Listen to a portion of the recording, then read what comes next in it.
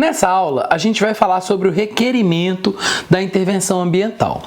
Basicamente, o requerimento ele vai ser feito, então, dirigido ao órgão ambiental competente. A gente já falou lá nas regras de competência para saber quais são os casos que vão, na regra, para o órgão estadual, quais casos que vão para, excepcionalmente, ao órgão municipal.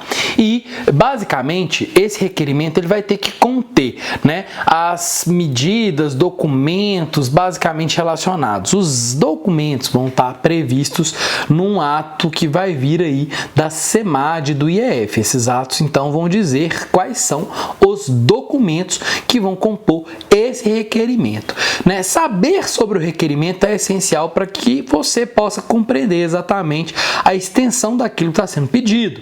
Basicamente, essas questões vão fazer você ser mais assertivo, você ter resultados melhores, né, nos requerimentos, porque você vai entender melhor tudo aquilo que precisa ser apresentado para o órgão ambiental e também saber, obviamente, aquilo que não precisa ser apresentado ao órgão ambiental. Por quê? Certamente, pessoal, existem técnicos que fazem exigências que estão acima das exigências legais. Isso é muito importante, né? Quando a gente fala de intervenção ambiental, a gente está falando de situações em que você pode ocupar uma área de preservação permanente, por exemplo, ou você pode fazer supressão de determinadas áreas. E nessas situações, né, obviamente, existem muitos mitos, existem muitas questões que devem ser observadas pelos fiscais. E sempre que a gente tem, né, espaços, né, obscurantismo em relação à legislação, os fiscais muitas vezes podem criar, eles são muito criativos, e eles podem exigir, né, enquanto analistas dos órgãos ambientais, inúmeros outros documentos que não estão previstos na lei. Então é importante entender a forma do requerimento para você saber exatamente tudo aquilo que pode ser solicitado. E você vai ter ali a oportunidade de apresentar tudo na primeira vez, no requerimento, tá? Saiba que o requerimento, portanto, ele vai ter que ser completo. Não existe aquilo de apresentar um documento que está sendo solicitado de forma incompleta para depois completar nas informações complementares. Se você não cumprir os requisitos, basicamente o que a gente vai observar é que o seu processo vai ser indeferido. Você precisa fazer o seu trabalho de maneira completa para que o órgão ambiental também possa fazer o dele de maneira completa, né? É aquilo, exige-se do órgão ambiental o cumprimento da lei, mas você também tem que cumprir a legislação. E nesse sentido, pessoal, é muito importante ter em mente que podem sim existir informações complementares. Então essas informações elas podem ser solicitadas uma única vez, né? Com exceção de casos novos, né? Documentos novos, questões novas que devam ser observadas a partir de outros panoramas, né? E basicamente, quando você faz uma análise de um documento e aquela análise do documento gerou uma dúvida, e aí dentro da legislação existe aí outras questões que devem ser estudadas, portanto, faça aí nas informações complementares exigências, e essas exigências devem ser cumpridas num prazo de 60 dias. A prorrogação das informações complementares segue a mesma regra do licenciamento. Ou seja, né, você vai, portanto, ter os 60 dias de prorrogação, de certa forma automática até a decisão, e ainda pode pedir o sobrestamento, né, caso o documento exigido ele dependa aí de um prazo muito maior. Aí você vai apresentar um cronograma e o órgão ambiental vai avaliar a questão para saber se pode ou não sobrestar o processo, ou seja, parar o processo para que você faça aquele estudo, faça aquele documento que está faltando e entregue para o órgão ambiental para ele seguir com o processo. O prazo de aprovação, portanto, né, que a partir daí do requerimento até a aprovação final é de 60 dias. Esse prazo é o prazo de 6 meses. E esse prazo de 6 meses, né, ele vai então servir para todas aquelas autorizações de intervenção ambiental que não estão vinculadas ao processo de licenciamento.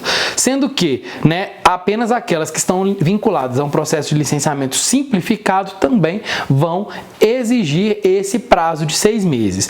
Para todas as demais, será o mesmo prazo da análise do licenciamento, por um motivo óbvio, né? Basicamente, o processo de análise da intervenção ambiental vai ser dentro do licenciamento, então nada mais justo que, né, tanto as informações complementares venham junto com aquelas do licenciamento, quanto também o prazo de análise do processo de intervenção ambiental seja, obviamente, o mesmo prazo do licenciamento ambiental. Nesse contexto, o que a gente pode verificar é que, né, esse requerimento, portanto, deve vir instruído desses documentos e esse requerimento vai ter esse prazo de análise, né, de 6 meses ou então o prazo realmente da licença para ser definitivamente, né, deferido, caso você observe o cumprimento da legislação ambiental.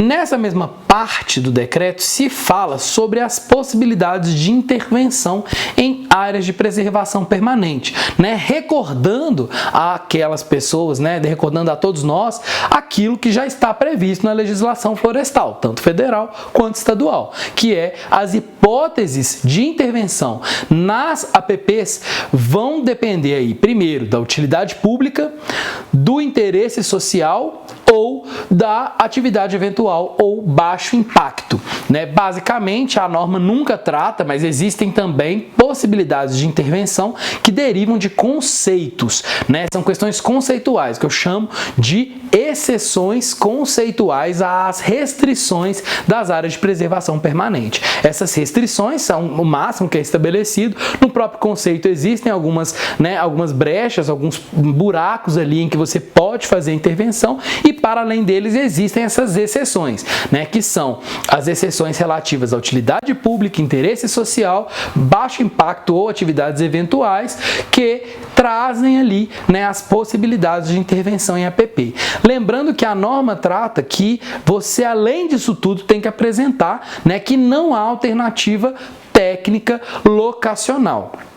Essa questão da alternativa, né, é realmente um pouco complicado, porque é uma questão extremamente subjetiva, porque se vincula de maneira direta à viabilidade do empreendimento. Então é muito importante que pensar nessa alternativa técnica locacional como uma forma, né, de exprimir aí para o órgão ambiental uma justificativa de o porquê você está pedindo uma intervenção numa APP. Então não é simplesmente encaixar naquelas hipóteses, você precisa de uma justificativa, que muitas vezes se está conectada ali com aquelas hipóteses que já estão previstas em lei, fica muito mais fácil. Mas a justificativa diz respeito ao projeto e não à situação que já está prevista na lei. Ah, eu quero fazer uma intervenção numa área de preservação permanente para fazer, né, talvez um ancoradouro. Está previsto lá na legislação que eu posso fazer isso, um pequeno ancoradouro.